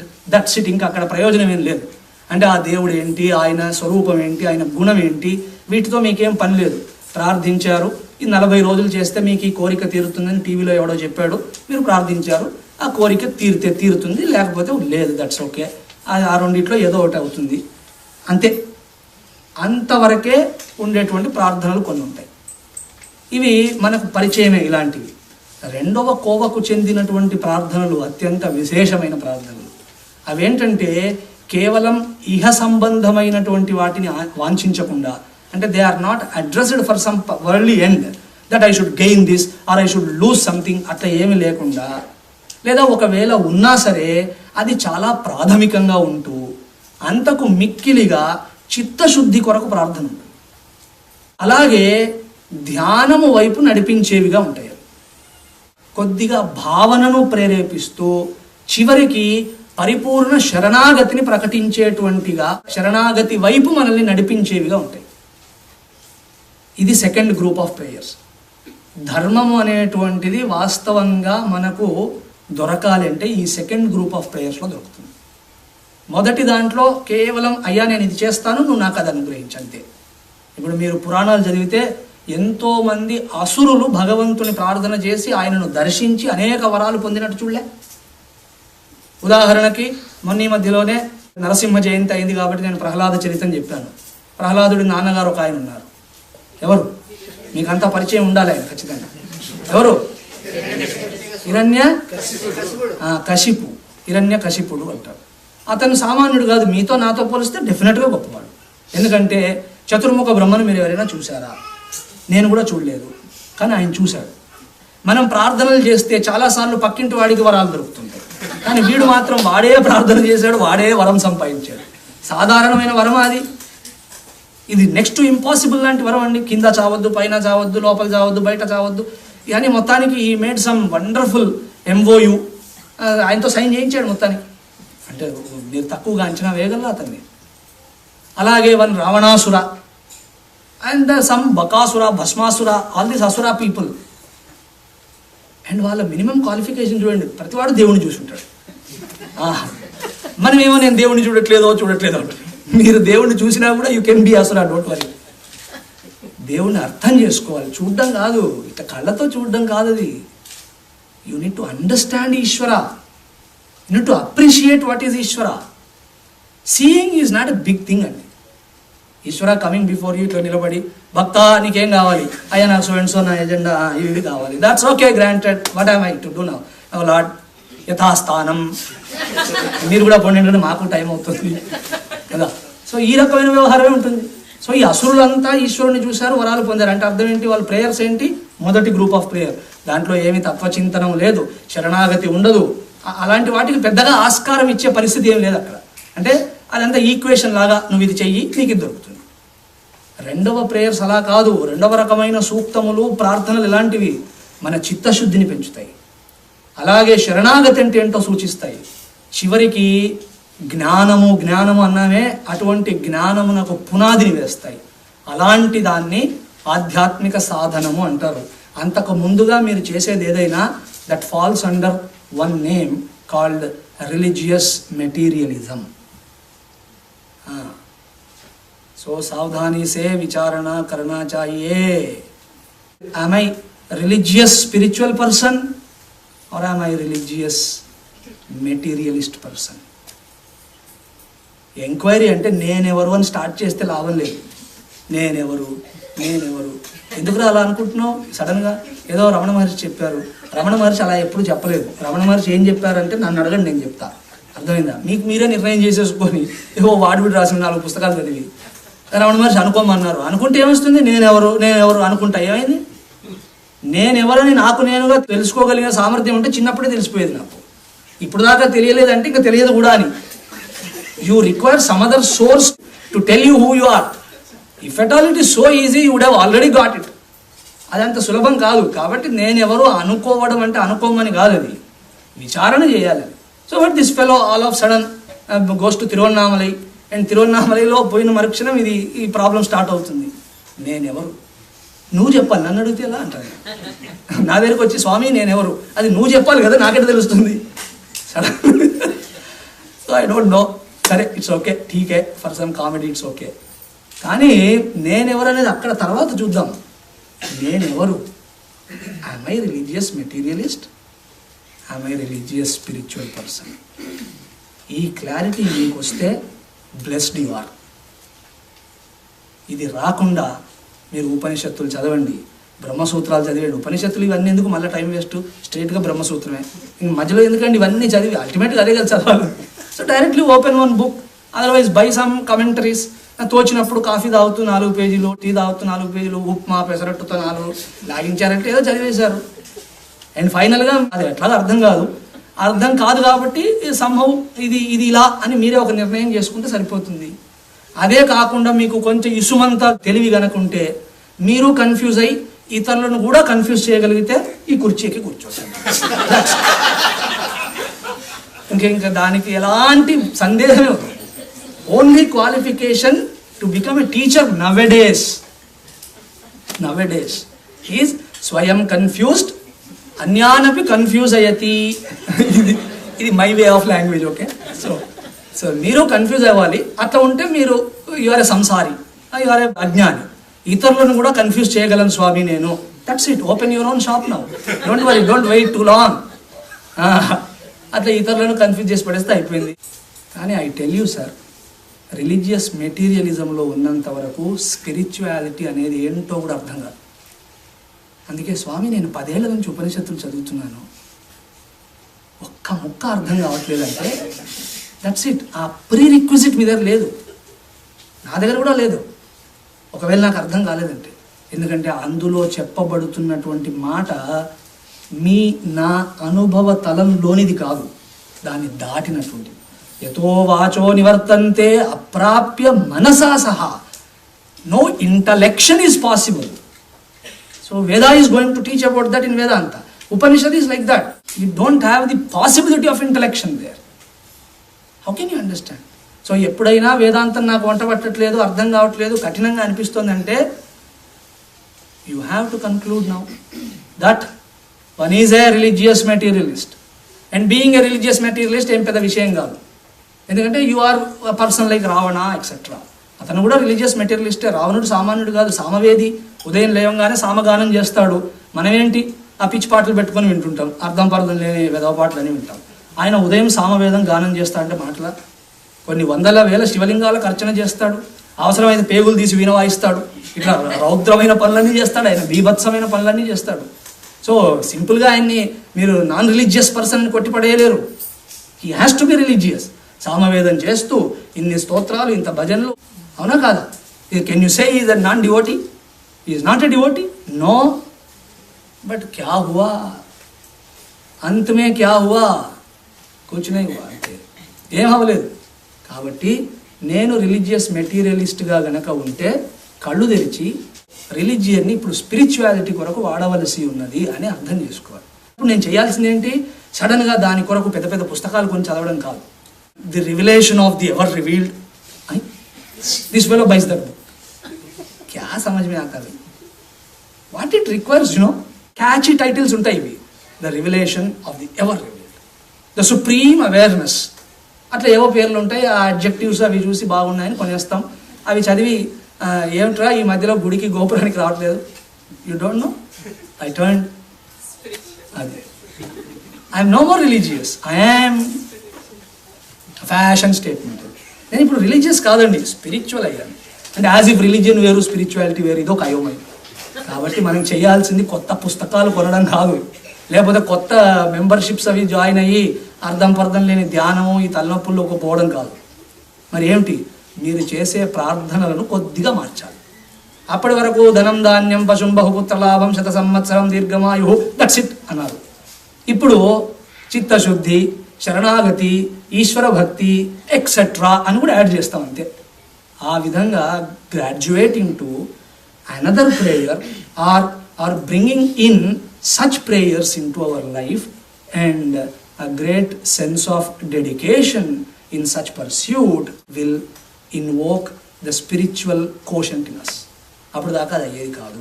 So మనం ఇప్పుడు అధ్యయనానికి స్వీకరించిన శ్రీ నారాయణ సూక్తం అనబడేటువంటి సూక్తం 2వ కోవకు చెందినది అని చెప్పడం నా తాత్పర్యం. సో దీంట్లో ఊరికే ఏదో ప్రార్థన చేశాం, ఆరోగ్యము డబ్బు అని అంతవరకే చూస్తే దానికి అర్థం లేదు. ఇది 2వ కోవకు చెందిందంటే చిత్తశుద్ధిని ప్రసాదిస్తూ, ఈశ్వరుడు అంటే ఏమిటి అని ఒక అవగాహనను ప్రసాదిస్తూ, ఆయనను ధ్యానించే పద్ధతి ఏమిటి, సంపూర్ణ శరణాగతి ఎలా చేయగలము, how can we surrender our ego to him, not other things, our ego which is the important thing. దాన్ని కనుక శరణాగతిలో ఉంచగలిగితే మనకు పూర్తిగా సాధన ముందుకు వెళ్ళినట్టు లెక్క. అలాంటి దాన్ని మనకు అనుగ్రహించడం అనేటువంటి పని ఈ సూక్తం చేస్తుంది. కాబట్టి దీన్ని ఏమనాలి? జ్ఞానాంగ ఉపాసనము అంటారు. ఇది కేవలం ఉపాసనం కూడా కాదు, జ్ఞానముతో కూడిన ఉపాసన. అంటే ఏ ఉపాసన చేయడము చేత జ్ఞానముకై ఆస్కారము దొరుకుతుందో దాన్ని జ్ఞాన అంగ ఉపాసనం. కొన్నిసార్లు ప్రపంచ సంబంధమైన ఉపాసనలు కొన్ని ఉంటాయి, అలా కాదు. ఇది జ్ఞానమును ప్రేరేపించే దిశలో ఎక్కువగా సహకరిస్తుంది. కాబట్టి వేదాంతులు గనక ఈ సూక్తాన్ని చూస్తే వారికి శాస్త్ర నిర్ధారణము కనిపిస్తుంది. నేను వేదాంతిని కాదండి అని మీరు చూసినా శరణాగతికి చాలా రహస్యాలు తెలుస్తాయి, భగవంతుడు అంటే ఏంటో తెలుస్తుంది. ఆ రకంగా వేదాంతికి అవేదాంతికి కూడా ఉపయోగకరమైంది. నేను ఇంకా ఆ స్థితికి రాలేదు, వేదాంత విచారణ చేయలేను అనుకున్నా సరే ఈ స్తోత్రాన్ని కొంచెం అర్థం చేసుకుంటే you will have the benefit of knowing the nature of Ishwara and doing sharanagati to him. ఈ నారాయణ సూక్తం 13 రుక్కుల సముదాయం, మంత్రముల సముదాయం. 13 మంత్రాస్ కాన్స్టిట్యూట్ దిస్ సూక్తం. ఇది ఎక్కడి నుంచి స్వీకరించారంటే కృష్ణ యజుర్వేదంలోని చివరి అధ్యాయం, తైత్రీయ ఆరణ్యకంలో చివరి అధ్యాయం 82వ అధ్యాయం. 82వ అధ్యాయానికి మహానారాయణోపనిషత్ అని పేరు. ఇది పెద్దలు అక్కడక్కడ గానం చేస్తూ ఉంటారు. యజ్ఞ యాగాది క్రతువులు అయినప్పుడు కూడా ఎక్కువగా చదివేటువంటి వాటిల్లో మహానారాయణోపనిషత్ ఉంటుంది. మహానారాయణోపనిషత్ అని ఎందుకు అన్నారు? దాన్ని మహా పెద్దది అండ్ నారాయణ అనేటువంటి మాట చాలాసార్లు వస్తుంది దాంట్లో. కాబట్టి ఆ యొక్క పదము అత్యంత విశేషంగా ఎక్కువ సార్లు వస్తుండడం చేత పద ప్రాచుర్యము వలన, ప్రచురత్వము వలన నారాయణ శబ్దాన్ని అక్కడ పెట్టారు. మహానారాయణ ఉపనిషత్. అటువంటి మహానారాయణోపనిషత్తులోంచి తీసుకున్నటువంటి ఒక సూక్తం నారాయణ సూక్తం. అంతేకాకుండా మనం చాలా గొప్పగా వినేటువంటి చాలా సూక్తాలు అందులో ఉన్నాయి. ఉదాహరణకి దుర్గా సూక్తం కమ్స్ ఫ్రమ్ మహానారాయణోపనిషత్. అఘమర్షణ సూక్తం. అఘమర్షణ సూక్తం అంటే పాప నివారణార్థమై చేసేటువంటిది. ఇది కూడా కర్మకాండ చివరిలో ఒక్కోసారి చదువుతారు. అలాగే పుణ్య నదులలో స్నానం చేసే అప్పుడు తెలిసిన వారు అఘమర్షణ సూక్తాన్ని చదివి స్నానం చేస్తారు. స్నానం చేస్తుండగా చదువుతారు. అది మాకు రాదండి అని మీరు కంగారు పడక్కర్లేదు. మీకు చిన్న మంత్రం ఏదో ఉండనే ఉంది, శ్లోకం. గంగే చయమునే చేవ అస్మిన్ షవర్ జలే బకెట్ జలే సన్నిధిని కురు బస్ అన్నారంటే అక్కడ స్నానం చేస్తే దాట్స్ ఓకే. వీలుంటే అఘమర్షణ సూక్తం చదివే చదువుతారు. సో అలా మేధా సూక్తం, దుర్గా సూక్తం, అఘమర్షణ సూక్తం, దూర్వా సూక్తం ఇట్లాంటివన్నీ కూడా అందులోంచి స్వీకరించడం అయింది. స్మృతులు, కల్పము మొదలైనటువంటివన్నీ నారాయణ సూక్తానికి పెద్దపీట వేశాయి. అంటే ఏ యజ్ఞము చేసినా, ఏ యాగము చేసినా, వ్రతములు చేసినా, చివరికి మీ నిత్య పూజ చేసినా సరే అందులో గనక నారాయణ సూక్తాన్ని చివరిలో మీరు చదివితే అది చక్కటి ఫలమును అనుగ్రహిస్తుంది. ఆరోగ్యాది ఫలములే కాకుండా శరణాగతి ప్రధానమై ఉండడం చేత కూడా దానికి ఆ స్థానాన్ని ఇచ్చారు. ప్రతి చోట ఇది చదవదగినటువంటిది, నిత్య పారాయణము చేయదగినటువంటిది అంటూ స్మృతి, కల్పము all of them gave great place to this Narayana Sukta. అందుకే అలా చదవడం వల్లే ఇక్కడ కూర్చున్న చాలా మందికి ఊరికే చెప్పగలిగిన స్థితి వచ్చింది. అదే ఇప్పుడు నేను అన్నాను అనుకోండి, మృత్తికా సూక్తం అని ఒకటి ఉంది, నిజంగా ఉంది. మృత్తికా సూక్తం అని సేమ్ మహానారాయణలోనే ఉంది. అది చదువుదాం ఇప్పుడు అన్నాను అనుకోండి, మేమే పెప్పే అంతే. ఇంకేమొస్తుంది? అదే సహస్రశీర్షం దేవం విశ్వాక్షం విశ్వశంభం అంటే people are ready now without looking in to the paper. ఎప్పుడు చదివారండి ఇవన్నీ అంటే ఎప్పుడు ప్రత్యేకంగా చదవలేదండి, కానీ అలా గుళ్ళకి, గోపురాలకి, పూజలు, పునస్కారాలు అనేది వచ్చేసింది అంటున్నారా లేదా? అంటే దాని అర్థం ఏంటి? This is in vogue. Why? స్మృతి గ్రంథాస్ గేవ్ దట్ ప్రామినెన్స్, కల్పశాస్త్ర గేవ్ దట్ ప్రామినెన్స్. ప్రతివాడు మాటి మాటికి వినేలా ఏర్పాటు చేశాయి, ప్రతివారు మాటి మాటికి చదివేలా ఏర్పాటు చేశాయి శాస్త్రాలు. కాబట్టి అలా చేయడం చేత సకల అనుష్ఠానముల యందు ప్రాధాన్యత కలిగి ఉండడం చేత it has become a very very important sukta which is committed to memory by many people. అంతేకాకుండా ఈ షోడశ ఉపచార పూజలో సైతం ధూపం, దీపం, నైవేద్యం ఎక్సెట్రా అన్నీ అయ్యాక చివరలో ఒక అంగం ఉంది, మంత్ర పుష్పం అని ఒకటి ఉంది. ఆ మంత్ర పుష్పానికి ఆరంభంలో కూడా నారాయణ సూక్తాన్ని చదివి యోపాం పుష్పం వేద ఎక్సెట్రా అని వస్తుంది. ఆ రకంగా కూడా ప్రార్థన ఉంది. అప్పుడు ఏం చేస్తాం మనం? కొన్ని పువ్వులు చేతిలో పట్టుకుంటాం, ఎవరో తెలిసిన వాళ్ళు అది చదువుతారు, స్తోత్రం అంతా చేశాక, సూక్తం అంతా చదివాక ఆ పుష్పాలన్నింటినీ పరమేశ్వరుడి చరణ కమలముల యందు మనం అర్పణ చేస్తాం. అక్కడ ఏంటి పుష్పములు మంత్రం అని కాదు, మంత్రం ఏవ పుష్పం ఇది. మంత్రపుష్పం అంటే ఈ పుష్పాలను ఏదో ఇప్పుడు నేను మహా ఋషిని మంత్రించాను దేవుడికి ఇచ్చా, అట్లా కాదు. సో ఇట్ ఈస్ నాట్ అభిమంత్రింపబడిన పుష్పముల సమర్పణ కాదు. మంత్రం ఏవ పుష్పం మంత్రాన్యేవ పుష్పాణి ఇది. అంటే మీరు చెప్తున్న ప్రతి మంత్రము ఒక పుష్పమై భగవంతుడి చరణములకు అంకితం అవుతుంది. సో అలా చెప్తే చాలామందికి మనసులో నిలబడదని ఎక్స్టర్నలైజేషన్ కూడా చేస్తారు. ఈ పువ్వులు పట్టుకోండి, పట్టుకున్నాం, అప్పుడు ఆ వంకతో అయినా ఇది గుర్తుపెట్టుకుంటామని. ప్రయోగ స్మారకంగా ఉంటే మంత్రము యందు కొద్దిగా పరిచయం ఏర్పడుతుంది. పువ్వులే పట్టుకోవాలండి, మీరు పువ్వుల రెక్కలు పట్టుకోకూడదు. నేను అక్కడక్కడ చూస్తున్నాను, ఈ అమెరికాలో పువ్వుల కరువు ఒకటి ఉంది కదా, కాబట్టి ఏమైనా చాలా వేయాలంటే దాన్ని తునకలు చేస్తున్నారు. అలా తునకలు చేయకూడదు.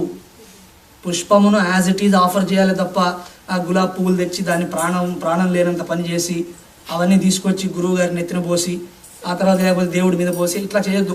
You have to offer flower as it is complete. In fact అది కూడా అక్కర్లేదు నన్ను అడిగితే. ఒకసారి ఒక స్వామిని నన్ను అడిగా, అయ్యా స్వామి, మీ ఆశ్రమంలో ఈ చిన్న కొలను, చిన్న వాటర్ బాడీ ఏదో ఉంది, దాంట్లో తామర పుష్పాలు ఇవన్నీ బాగున్నాయి, నేను తెంపుకొని పోయి దేవుడికి పెట్టుకోనా అని అడిగా. ఆయన నాకు చాలా జ్ఞానోదయం చేశాడు. ఆ రోజు ఆ పుష్పములు అలా వికసించి ఆల్రెడీ విశ్వరూపుడైన భగవంతుని మెడలో ఉన్నాయి, నువ్వు ఎందుకురా తెంపుకొని పోయి ఇంకో చోట పెడతా అంటున్నావు. That's it. ఆ రోజు నుంచి నాకున్న ఒక అయోమయం, ఒక అజ్ఞానం దొరికింది. ఇప్పుడు దాకా నేను ఏ పువ్వు జోలికి వెళ్ళను, నేను నా చేత్తో పువ్వులు తెంపను, ఎందుకంటే అక్కర్లేదు అనిపించింది. When they are on the tree it is already adoring Ishwara. But మనకేంటంటే మన ఈశ్వరుడు కిచెన్ పక్కన ఉంటాడు కదా, వాడి కొరకు మన తాపత్రయం, అది అజ్ఞానం అంటే అది. సో పరాకాష్ఠకు చెందిన అజ్ఞానం. సో ఇప్పుడు అది అక్కడికి రావాలి. So you pluck it and separate the petals, what not, don't do all that. In fact అవన్నీ అక్కర్లేదు. మీరు నిజంగా మనసులో ఆ మంత్రము పట్ల శ్రద్ధ ఉండి మీరు చదివితే చదివినదే పుష్పమై భగవంతుడికి చెందుతుంది, చేరుతుంది. అదే మంత్ర పుష్పం. ఇక్కడ ఒక రహస్యం చూడండి. నారాయణుని పూజించాక చెప్పే మంత్రపుష్పమైన, శివుడిని పూజించాక చెప్పే మంత్రపుష్పమైన, గణపతిని పూజించాక చెప్పే మంత్రపుష్పమైన, అమ్మవారిని పూజించి చెప్పిన మంత్రపుష్పమైన, నారాయణ సూక్తం మాత్రం అలాగే ఉంటుంది. అక్కడ కూడా హింట్ ఏమిటండి, ఈ రూపాలే వేరు, తత్వం అంతా ఒకటేరా నాయన, కంగారు పడక్కర్లేదు, ప్రత్యేకమైన మంత్రపుష్పాలు ఏమి రాయక్కర్లేదు. You need not write completely another set of prayer, because ultimately when you conclude your puja, when you conclude your upasana, మీ పూజ ఉపాసన ఎప్పుడు చివరికి వస్తాయో మీకు తెలియాల్సిన భావన అదే, తనలోకి రావాల్సిన జ్ఞానం అదే. దట్ పరమేశ్వరుడు అనేక రూపాలుగా కాదు, అనేక రూపాల్లో ఒకటిగానే ఉన్నాడు అనే జ్ఞానం రావాలి. ఈ నారాయణ సూక్తం యొక్క సారాంశం ఏంటి, తాత్పర్యం ఏంటి, బాటమ్ లైన్ ఏంటి, స్పిరిట్ ఏంటి, what is the message, what is the content? In one word, పురుష సూక్తాన్ని ఒక్కసారి మీరు స్మరించండి. ఏంటది?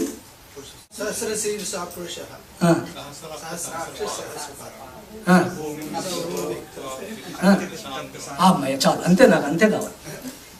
సహస్రశీర్షా పురుష సహస్రాక్ష సహస్రపాత్ సభూమిం విశ్వతో వృత్వా అత్యతిష్టతి దశాంగులం.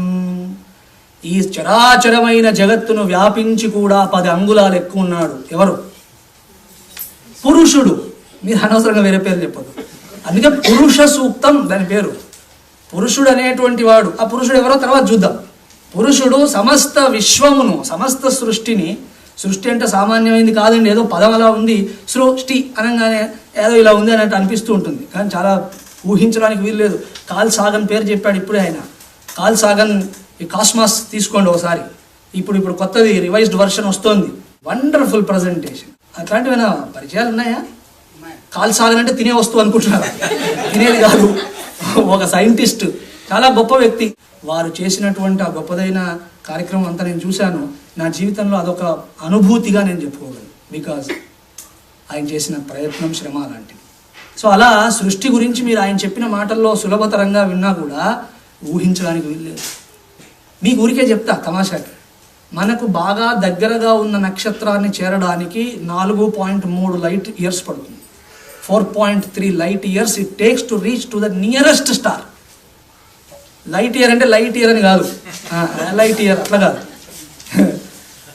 పర్ సెకండ్ లైట్ ఎంత స్పీడ్గా వెళ్తుందో ఇంటూ ఇంకా మీరు క్యాల్కులేషన్స్ చేయండి. ఈ నాసా పక్కనే ఉంది, వాళ్ళని అడగండి పోయి చెప్తారు. అట్లా దగ్గరలో ఉంది నక్షత్రం మా పక్కనే అని చెప్పేది 4.3 లైట్ ఇయర్లు పడుతుందని ఎక్కడో చదివా. ఇక ఊహించండి ఈ కథ ఏంటని. ఇంత సృష్టిని ఆవరించి కూడా అనుస్యూతమై ఉండి కూడా 10 అంగుళాలు ఎక్కువ ఉంటాడు. 10 అంగుళాలు అంటే 10 అనే కాదు, అక్కడ 10 స్టాండ్స్ ఫర్ గుడ్, ఇంకా ఈజ్ అబౌవ్. అలా అత్యతిష్ట దశాంగులం అని చెప్పబడినటువంటి పురుషుణ్ణి అక్కడి నుండి మీ హృదయ కుహరంలో ఎక్కడో ఒక తేజోశిఖ, అగ్నిశిఖ యందు, అగ్నిశిఖ రూపంలో కూడా కాదు, తత్ శిఖాయాం మధ్యే, ఆ శిఖ మధ్యలో నీవార శూక వత్తన్వి పీతాభాస్వత్యనూపమ. ఏదైనా వడ్ల గింజ, పొడవుగా ఉండే లాంగ్ గ్రెయిన్ రైస్ వడ్ల గింజ ఏదో తీసుకోండి, దాని మీద ఉండే టిప్ మొన, ఆ మొనయందు భగవంతుని ప్రకటిస్తుంది మీ హృదయంలో. అంటే అత్యతిష్ట దశాంగులం అన్న మరుక్షణం మీ మనసు ఎక్కడికో వెళ్ళిపోయింది. అంటే ఒక స్పేస్ షిప్లో you have gone to so many star dust and all that, అన్ని దాటి వెళ్ళారు. నారాయణ సూక్తం అక్కడి నుంచి లాగి మీ హృదయంలోకి తెస్తుంది. అంటే అర్థం ఏంటి? ఈశ్వరుణ్ణి అక్కడి నుంచి ఇక్కడికి తెస్తుంది. అంతేకాదు శాస్త్ర ప్రమాణాన్ని నిర్ధారితం చేస్తుంది. అణోరణీయాన్ మహతో మహీయాన్ కఠోపనిషత్. అణువులో అణువుగా ఉండి మహత్తులో మహత్తుగా ఉన్నది పరమేశ్వరుడే అనేటువంటి ఒక అత్యద్భుతమైన అతి విశేషమైన భావాన్ని మనకు ప్రకటిస్తుంది. సో ఇటు ఉపాసన కొరకు అటు జ్ఞానము కొరకు 2 విధాలుగా సహాయపడుతుంది. నారాయణుడి భావనను చేస్తూ బ్రహ్మప్రాప్తికై, మోక్ష ప్రాప్తికై, ఆత్మ ఆనంద ప్రాప్తికై, for the sake of happiness, for the attainment of the happiness, unconditional happiness or unspoiled happiness or the original happiness. దాని గురించి రేపు చెప్తాను ఎలాగో. ఆనంద ప్రాప్తికై పరమేశ్వరుణ్ణి శరణాగతుడు అవ్వడం ఎలాగో చెప్పడం ఈ సూక్తానికి ఉన్నటువంటి సారాంశం. ఈ సూక్తాన్ని మనం 3గా విభాగం చేసుకుని అధ్యయనం చేద్దాం. ఎందుకంటే ఈ 13 మంత్రములను ఒక చోట ఇష్టం ఉన్నట్టుగా చెప్పుకుంటే కుదరదు కాబట్టి, for the sake of un easy appreciation we will divide the entire sukta into 3. ఏమిటది? 1 నారాయణుడి యొక్క వర్ణనము, నారాయణుడి యొక్క స్వరూపం ఏమిటి అనేటువంటిది 1. 2వది ఆ నారాయణుణ్ణి ధ్యానించే పద్ధతి ఏమిటి. 3వది సకల దేవతల యొక్క సమగ్ర సమాహార స్వరూపమైన పరమాత్మ అంటే ఏమిటి. So we start with the description of Narayana and we slowly graduate to the contemplation and meditation upon such Narayana. From there we will conclude the entire thing in Ishvara. That's it. అంటే బహుదేవతల యొక్క నిజమైన పరమస్థితి ఏదైతే ఉందో ఇంతకుముందు నేను చెప్పినట్టు అటువంటి పర ఆత్మ, పరమ ఆత్మ, ఎలా చెప్పినా ఒకే, పరాత్మ అన్న పరమాత్మ అన్న ఒకటే. అటువంటి పరమాత్మ భావన, పరమాత్మ దర్శనము అనేటువంటి కోణంలో మన యాత్రను కొనసాగిస్తూ పోదాం. ఇవాళ కొద్దిగా నేను పరిచయం చెప్పాను మీకు. ఈ పరిచయం చాలా విశేషమైనటువంటి పరిచయం. దీన్ని గనక తలలో పెట్టుకుంటే తదనంతరమైనవి సులభంగా బోధింపబడతాయి. నేను ఇంకొక 2 నిమిషాల్లో ముగిస్తాను. నాకు కూడా తెలుసు 9 అయిందని, నేను మిమ్మల్ని చూస్తున్నట్టుంటా కానీ అది కూడా చూస్తుంటా. That's okay. రేపు ఎలాగో holiday, Saturday, don't worry. Spending time like this is very important అండి. మీరు జీవితానికి అర్థవంతమైన పరిస్థితిని ఈ క్షణాలే కలిగించేది. Don't bother about time too much. అర్థమైందా? కాలము యందు మీరు బాగా తలపెడితే ఇంకంతే, దానికి ఏమి ప్రయోజనం ఉండదు. Now and then for purposeful things ఒక్క 10 నిమిషాలు అటు ఇట్స్ ఓకే. అంత గొప్ప పనులు కూడా ఉన్నాయి మనకి. తిని పడుతుంది సమ అరేంజ్మెంట్స్ కూడా అవి ఉంటాయి. ఉన్నాయా? ఇంకేం టెన్షన్. కాబట్టి ఇవాళ మొదటి మంత్రాన్ని ఒక్కసారి మనం అందరం పాఠం చేసి తరగతిని ఉపసంహారం చేద్దాము. నేను చెప్తాను, మీరు చెప్పండి. కానీ ఒక కాషన్ మళ్ళా ఇస్తున్నాను. నేను ఇప్పుడు సస్వరంగా చెప్తున్నానని మీరు అనుకోవద్దు. ఇప్పుడు నేను మీకు చెప్పడం పద విభాగం చేసి చెప్తాను, సంధి విచ్ఛేదం చేసి చెప్తాను. కాబట్టి నేను చదివింది ప్రమాణం అనుకొని మీరు రేపటి నుంచి అలా చదువుతా అంటే కుదరదు. మీరు గనక చదవదలుచుకుంటే సరి అయిన ఆచార్యుని వెతికి వారి దగ్గర నుంచి మీరు ఈ సూక్తాన్ని నేర్చుకోవాలి. వేదమును ఇష్టం ఉన్నట్టు ఉచ్చరించడం సరి అయిన విధానం కాదు. ఏదో నేర్చుకునే టైంలో అది ఓకే, కానీ అలా కంటిన్యూ చేయకూడదు. సస్వరమై ఉండవలసి ఉన్నది. The intonation of Veda is also very important. Not only the meaning, the intonation part also carries a great significance. కాబట్టి నేను చెప్పిన దాన్ని ప్రమాణం అనుకోదు. ఇప్పుడు ఇది నేను మీకు బోధించేందుకై పద విభాగమును దృష్టిలో పెట్టుకొని I will be dividing those words. I make the words separate and I chant for you. మీరు కూడా అలా చెప్పండి. తర్వాత ఎవరైనా అర్చకులు ఉంటే వారిని రిక్వెస్ట్ చేసి అయ్యా మాకు నేర్పించండి అంటే వారు నేర్పుతారు. వారి దగ్గర నుంచి నేర్చుకోండి. దక్షిణ అవి ఇచ్చి నేర్చుకోండి, ఊరికే నేర్చుకోకండి. ఓం సహస్రశీర్షం దేవం విశ్వాక్షం విశ్వశంభువం విశ్వం నారాయణం దేవం అక్షరం పరమం పదం. ఇంకొకసారి కూడా చెప్దాం. ఓకే. సహస్రశీర్షం దేవం విశ్వాక్షం విశ్వశంభువం విశ్వం నారాయణం దేవం అక్షరం పరమం పదం.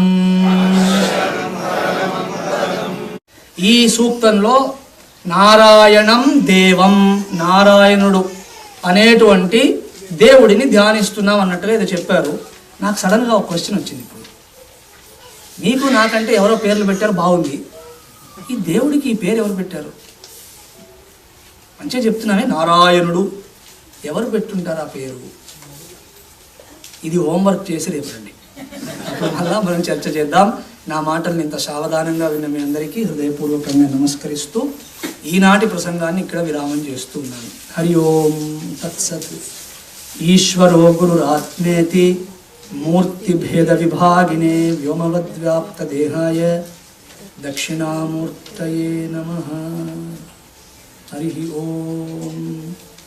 శ్రీ గురుభ్యో నమః. హరి ఓం.